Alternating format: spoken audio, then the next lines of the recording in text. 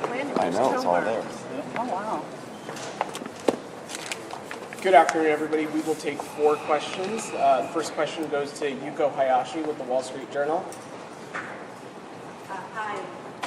Thank you very much for doing this. I would like to ask about the disagreement over the electric vehicle tax credit. Could you give us the highlights of what we discussed today and whether the two sides are any closer now than we were just before? And specifically, President Biden mentioned last week that the U.S. could make tweaks to the IRA to address some of the concerns of the allies. Could you give us specifics about what those tweaks would be and if there's some progress on the issue? Great, thank you. I'm happy to start. Let me just first put this in context. The Inflation Reduction Act represents the most significant investment in dealing with the climate challenge that we both face that has ever been made. And that investment is going to be to the benefit of people in the United States, in Europe, indeed around the world, as it sees fruition. Making sure that renewable energy comes online as soon as possible, that it does it at low prices, that it creates good jobs, including on both sides of the Atlantic, and that ultimately it benefits our planet. And so we've been moving forward on that. At the same time, we've heard concerns clearly from our European friends about certain specific aspects of the legislation. As soon as we heard those concerns, we agreed to establish a task force between the United States and the European Union that is up and running. President Biden, as you heard, reinforced our commitment to work together to address the concerns. We're doing that efficiently. We're doing that quickly. And today, I think we advanced that discussion. We talked today in the context of the TTC about the electric vehicle tax credit, about the commercial vehicle tax credit. We talked about critical minerals and the supply chain. And coming out of these conversations and feeding into the work of the task force, I'm convinced that we are continuing to give momentum to that conversation and to working through the differences as President Biden said we would do. I think this is really helpful to show that there is a real concern where there are an analysis that shows that there is a potential fallout of the Inflation Reduction Act on the European industrial base. To have the discussions that we have had today, to have the feedback from our US partners, I think that is of critical importance to enhance the relationship that we have created within the framework of the Trade and Technology Council. In Europe, we will have to do our homework as well, because we will fight climate change together, but we will do that with our respective industrial bases. So obviously, we are also in the process of seeing what kind of help is needed, targeted, temporary, for European industry to be up to the challenge. It's been very inspiring to work within the framework of the TTC on transparency and subsidies. You see the results that we have achieved on semiconductors. I find that absolutely crucial. We are actively promoting this. It's actually my area of responsibility within the Commission. So we have been analyzing this now for some time. But there's no way that this can be a separate response. We need also to see what can be done within the implementation of the Inflation Reduction Act. But the most important thing is probably that the US is fully engaged in fighting climate change. I think that is absolutely the best news. We can solve the things that are of concern. We have shown that before. We'll show that again. But the most important message, I think, for everyone is that we're together in what is needed to fight climate change and make our promises and our obligation a real thing on ground for people to benefit from.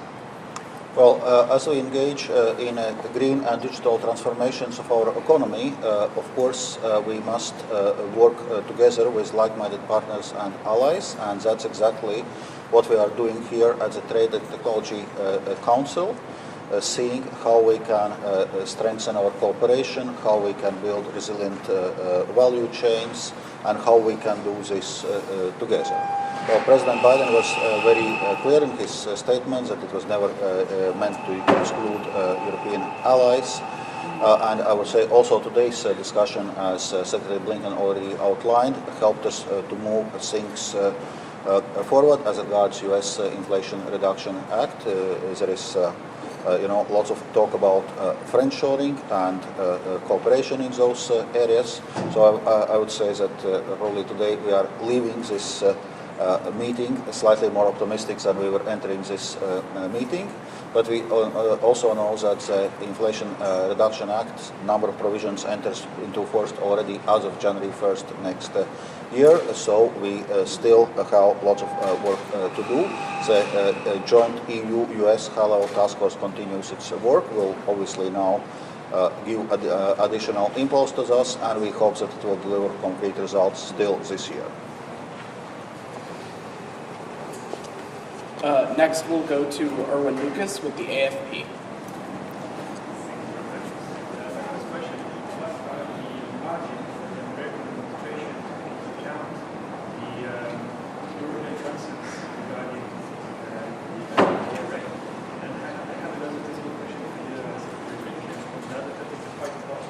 Regarding Iran and the White House return.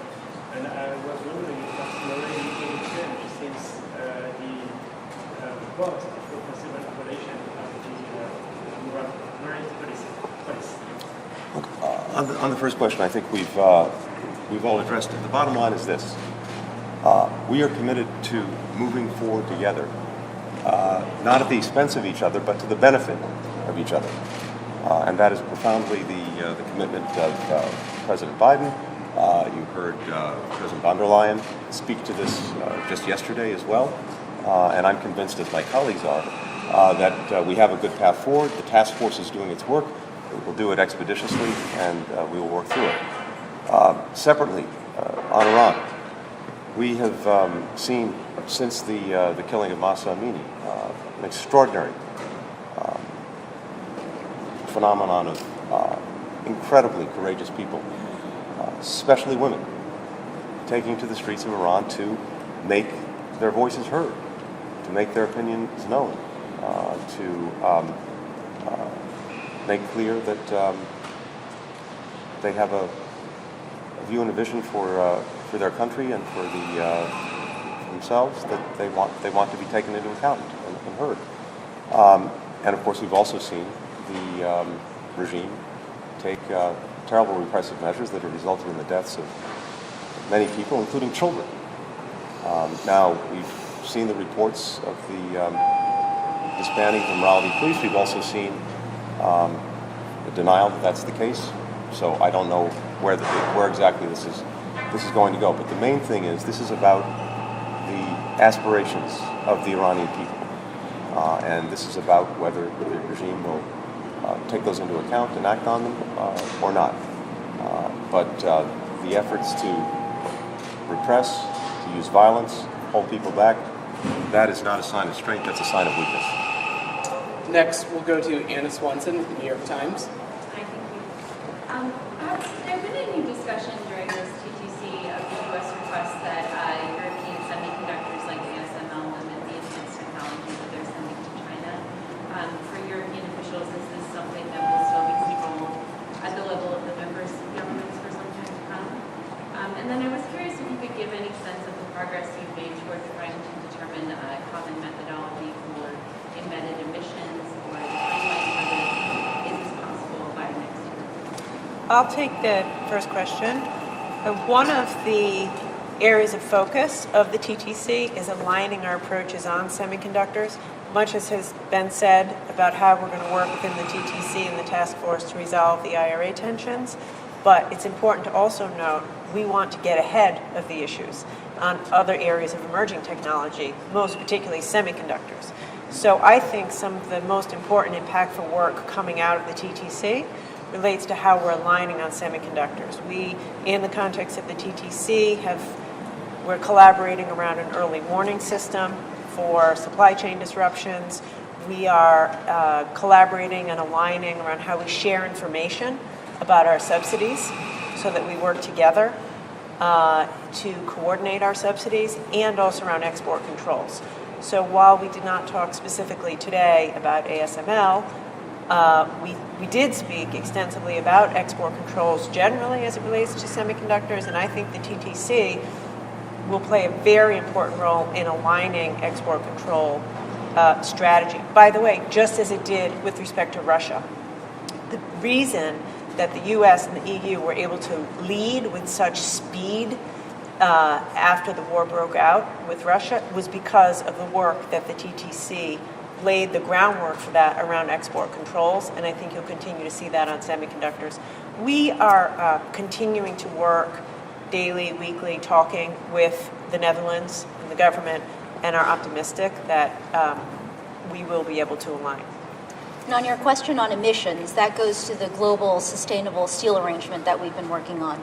Now, Gina and I and Valdis came to an agreement October 31 of last year. We've given ourselves 2 years to work towards a trade arrangement between the U.S. and the EU where we put the power and leverage of our markets together to create a free, fair, and a clean market structure for pushing the future of trade in steel and aluminum.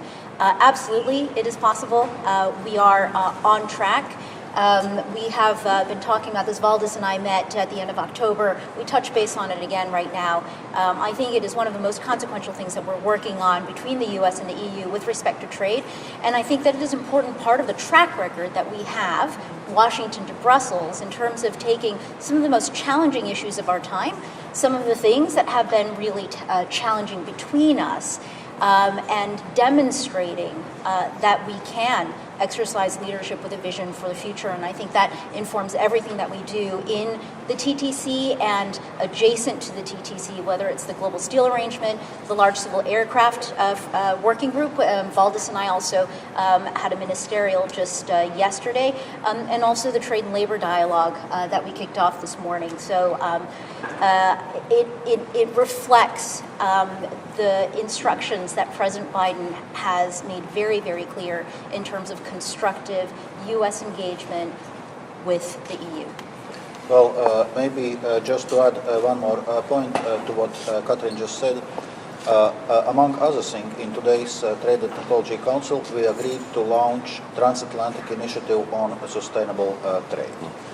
Indeed, we are already working on those carbon footprint methodologies in the context of our global steel arrangement, but with the Transatlantic Initiative on Sustainable Trade, we can make it broader because indeed it will provide a common language for understanding of many things, how decarbonization is actually being done and how what the actual progress is.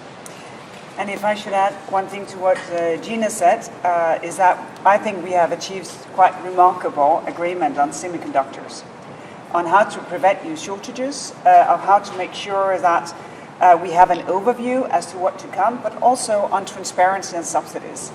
We had, I think, a very strong stakeholder event after our meeting. And on my question, do you think this will be a good thing on other areas as well? I think there was a very strong support from the community around the TTC for more transparency on subsidies.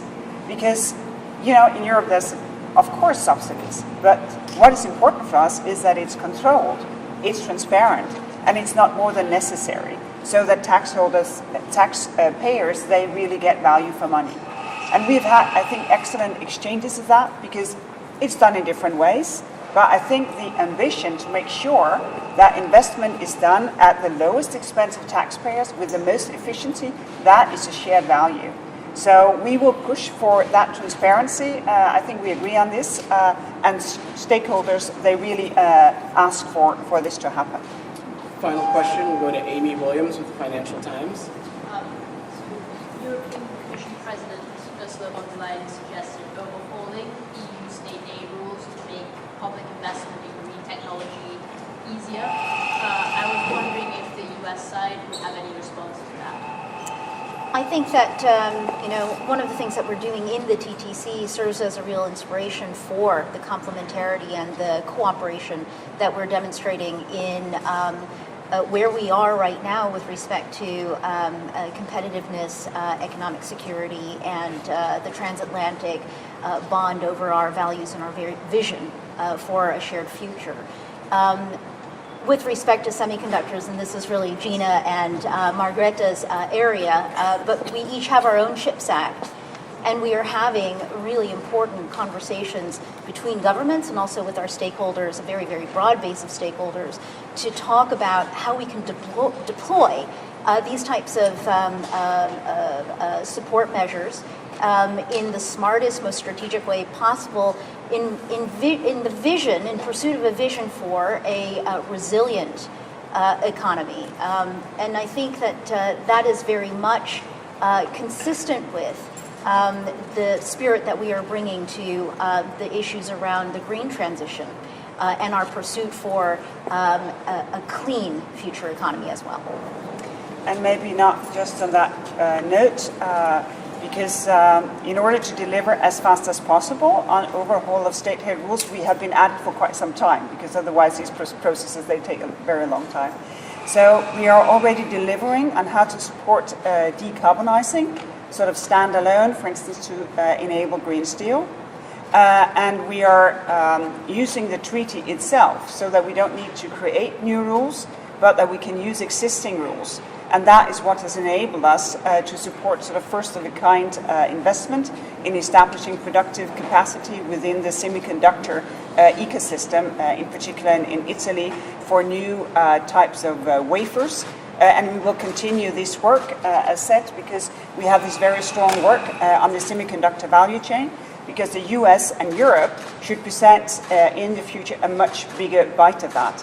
So that is how we try to advance what we do and to gain the necessary speed, building up what we have done and our basic rules of the European Treaty. Just take one final step back, because I think it's important. This is the third meeting now of the Trade and Technology Council. We first one in Pittsburgh, then we were outside of Paris. Now we're here in Maryland, and thrilled to be here. And I think what we demonstrated, and continue to demonstrate, is that when we are working together between the United States and the European Union to build ever greater convergence on some of the most critical issues of our time, we can do that in a way that will benefit people on both sides of the Atlantic and ultimately benefit people around the world. We've seen very practical, positive work done in these 3 sessions on everything you've heard several of them alluded to, on converging on export controls, and that mechanism proved incredibly powerful, as Secretary Raimondo said, when it came to dealing with Russia's aggression against Ukraine, on having secure supply chains, particularly for semiconductors. Convergence on investment screening mechanisms, both inward and outward bound. Convergence on dealing with non-market practices by certain countries. In each of these areas, this coming together, the TTC, is making practical, concrete progress. And going forward, we talked about the agenda ahead. We'll be working together even more on things like telecommunications infrastructure, making sure that it's secure, not only for our own countries, but working with other countries around the world. We had 2 of them present today. In the case of Jamaica and Kenya, who videoed in. We'll be talking about how we can take down barriers to sharing information on research and development. A whole host of other things that show the power of the United States and the European Union working together. When we take our economies together, we are well more than 40% of global GDP. When you put that together, it's a very, very powerful force. And I think we all emerge from these meetings convinced that this is a very positive, productive way forward for both the European Union and the United States. Thank you, Your Excellency. Thank you. Secretary Blinken, are you saying that cars assembled Thank in you, everybody. Europe, Thank you, everybody. cars assembled in North America?